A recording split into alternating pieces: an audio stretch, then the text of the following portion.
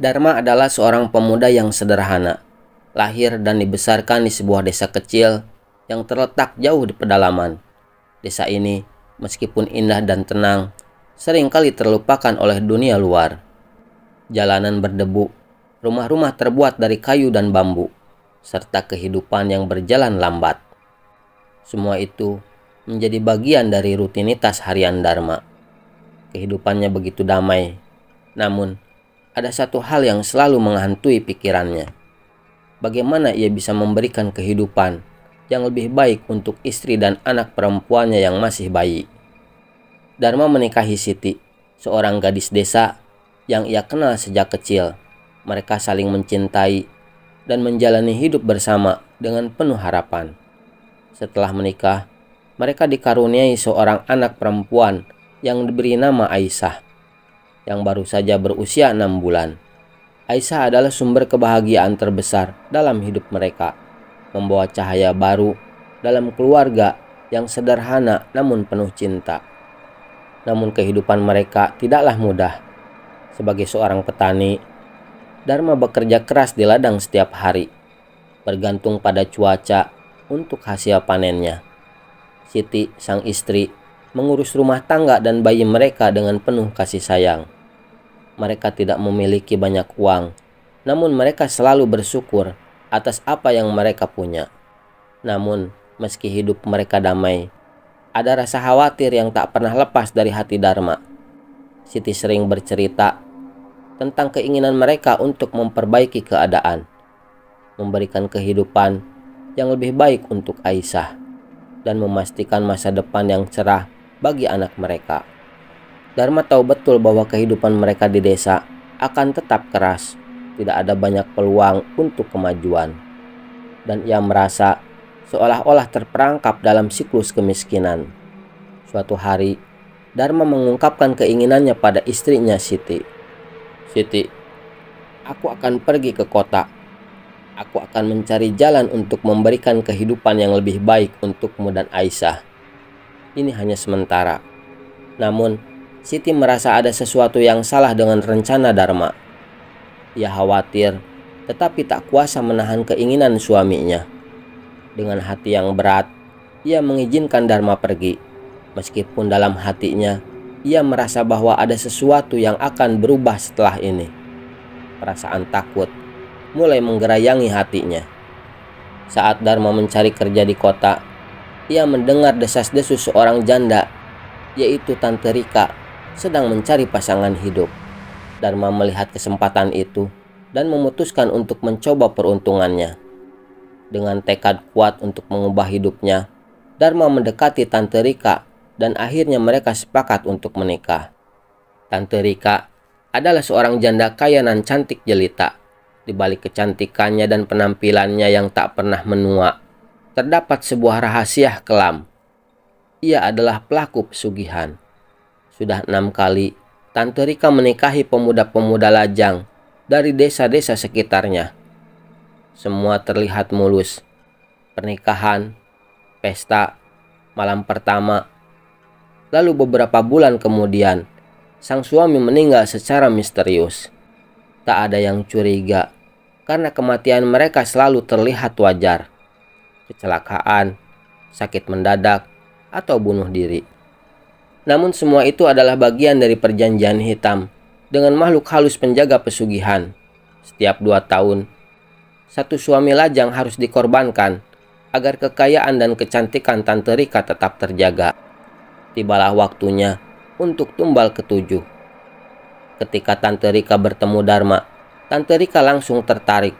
Setelah rayuan dan iming-iming kemewahan, Dharma pun akhirnya menikahi Tante Rika.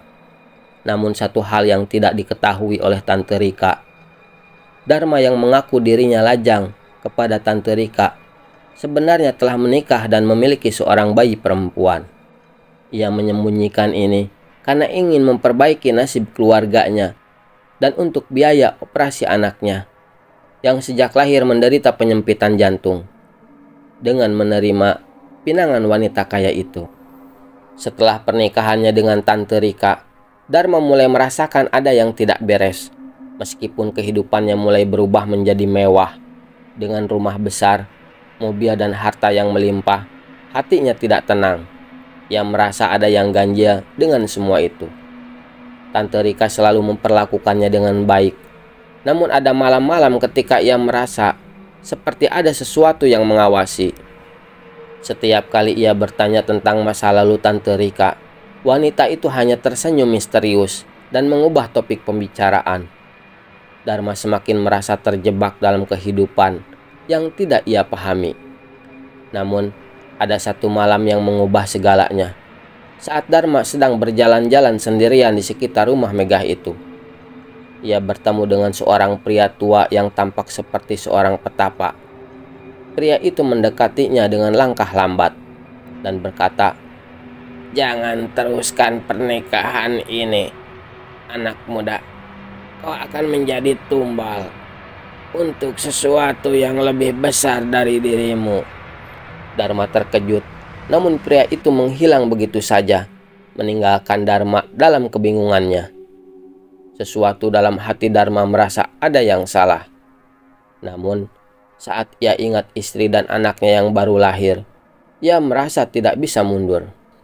Dharma akhirnya mengetahui kebenaran terlalu lambat. Tante Rika memang menikahi pemuda-pemuda lajang untuk dijadikan tumbal pesugihan. Keinginannya untuk melanggengkan kecantikan dan kekayaan membuatnya terjerat dalam perjanjian gelap dengan makhluk halus. Dharma yang sudah terperangkap tidak bisa keluar lagi. Hatinya hancur ketika ia mengetahui bahwa istri dan anaknya di desa akan hidup dalam kemiskinan tanpa dirinya. Ia merasakan sakit yang luar biasa saat memahami bahwa ia telah dijadikan korban dalam ritual pesugihan yang kejam. Namun, bahkan setelah mengetahui hal itu, Dharma tidak bisa melarikan diri. Ia sudah terlalu jauh terjerat dalam perangkap yang dirancang oleh Tante Rika. Ritual pesugihan pun digelar di ruang bawah tanah rumah megah Tante Rika. Seperti biasa, ia memotong sehelai rambut suaminya, meneteskan darahnya ke dalam kendi tua, dan membakar dupa hitam sambil membaca mantra dalam bahasa kuno. Tapi malam itu berbeda. Alih-alih bau dupa yang menguar harum seperti biasanya, udara menjadi dingin dan pengap. Api lilin berkedip, lampu padam, dinding-dinding bergetar dan kendi berisi darah meledak. Seketika terdengar suara raungan, bukan suara manusia, tapi suara makhluk halus. Malam itu Dharma menghilang, tapi jenazahnya tidak pernah ditemukan. Seminggu kemudian, rumah Tante Rika mulai dihantui. Pada malam hari, cermin-cermin mulai memantulkan bayangan Dharma dengan wajah pucat dan mata penuh darah. Di dalam tidurnya, Tante Rika didatangi sosok pocong. Wajahnya rusak, tubuhnya terikat kain kapan kotor. Namun, ia tahu betul itu Dharma. "Aku bukan lajang, tumbalmu ditolak." Suara itu berat, menggema seperti dari liang kubur. "Aku punya istri dan anak yang butuh aku. Kau salah korban, dan sekarang kau harus membayar." Mulai saat itu, hidup Tante Rika berubah menjadi neraka. Segala harta yang ia miliki ludes, bangkrut tanpa sebab. Kulit wajahnya mulai keriput, rambutnya memutih semalam. Ia menjadi wanita tua renta dalam sekejap. Masyarakat yang dulu mengaguminya kini menjauh. Ia dijauhi dan diasingkan. Setelah kehilangan kekayaannya, kecantikan abadi yang menguap, dan kewarasannya yang perlahan terkikis, Tante Rika hidup dalam ketakutan. Setiap malam, ia melihat jejak kaki berlumur lumpur di lantai marmer rumahnya yang kosong.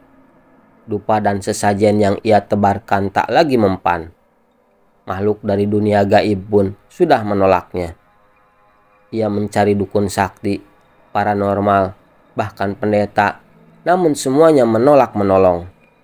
"Maaf Bu Rika, yang mendatangi Ibu, dia adalah roh yang ditolak oleh kematian, dan dendamnya tidak bisa ditebus dengan doa." Suatu malam, hujan deras mengguyur kota. Petir menyambar tiang listrik hingga rumah tua Tante Rika gelap gulita. Dalam kegelapan, ia terduduk gemetar di sudut kamarnya. Kemudian terdengar ketukan. Tok, tok, tok dari pintu depan. Lalu dari pintu dapur. Lalu dari setiap dinding. Ketukan itu datang serempak, seperti rumahnya dikepung oleh tangan-tangan tak kasat mata. Lalu pintu kamarnya terbuka dengan sendirinya. Dari balik gelap, muncul sesosok pocong, tubuh Dharma. Wajahnya rusak, matanya kosong namun penuh amarah. Aku ingin pulang, tapi jiwaku terjebak karena kau, gumam Dharma pelan. Tante Rika menjerit. Ia memohon, berlutut, menyembah, merangkak, namun Dharma hanya diam. Aku mati demi kau tetap cantik, sementara anakku menangis setiap malam mencari ayahnya. Seketika itu, Tante Rika jatuh tersungkur. Matanya melotot, mulutnya menganga, kemudian mengeluarkan darah dari mata dan mulutnya.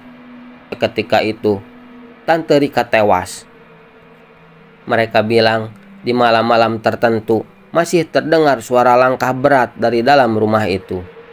Dan jika kau cukup sial untuk melewati rumah tersebut tengah malam, kau mungkin akan melihat sosok pocong Dharma berdiri di jendela lantai 2. Tak bersuara, hanya menatap keluar, mencari keadilan yang tak pernah ia dapatkan.